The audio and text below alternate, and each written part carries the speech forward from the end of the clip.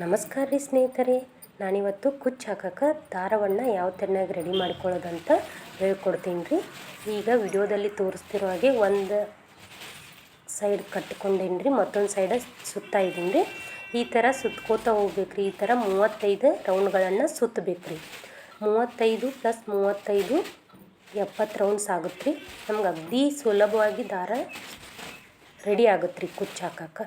ಈ ಥರನಾಗಿ ದಾರವನ್ನು ಸುತ್ತಿಕೊಳ್ಳೋದ್ರಿಂದ ನಾವು ಗಂಟೆಗೊಂದರಂತೆ ಕುಚ್ಚನ್ನು ಕಟ್ಬೋದು ರೀ. ಟೈಮ್ ಭಾಳ ಸೇವ್ ಆಗುತ್ತೆ ರೀ ಮತ್ತು ಬೇಗನೂ ಕುಚ್ಚು ರೆಡಿ ಆಗುತ್ತೆ ರೀ. ಸೀರೆಗೆ ಬೇಗನೆ ಕುಚ್ಚನ್ನು ರೆಡಿ ಮಾಡ್ಕೊಳ್ಬೋದು ರೀ.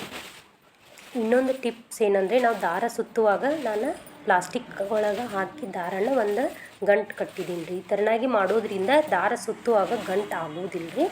ಈ ಥರ ಮಾಡ್ಕೊಳ್ಳೋದ್ರಿಂದ ದಾರನೂ ಗಂಟು ಆಗೋದಿಲ್ಲ ರೀ ಮತ್ತು ಕುಚ್ಚು ಹಾಕಕ್ಕೆ ದಾರನೂ ಬೇಗನೆ ರೆಡಿ ಆಗುತ್ತೆ ರೀ. ಈಗ ನೋಡಿರಿ, ನಾನು 35 ರೌಂಡ್ಗಳನ್ನು ಹಾಕ್ಕೊಂಡೇನಿ ರೀ.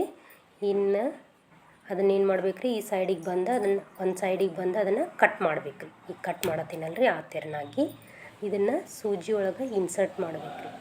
ಈ ಥರನಾಗಿ ಸೂಜಿ ಒಳಗೆ ಇನ್ಸರ್ಟ್ ಮಾಡೋದ್ರಿಂದ ನಮಗೆ 140 ಸ್ಟ್ಯಾಂಡ್ಸ್ ಅಂದರೆ ದಾರ ಸಿಗುತ್ತೆ ರೀ. Thank you.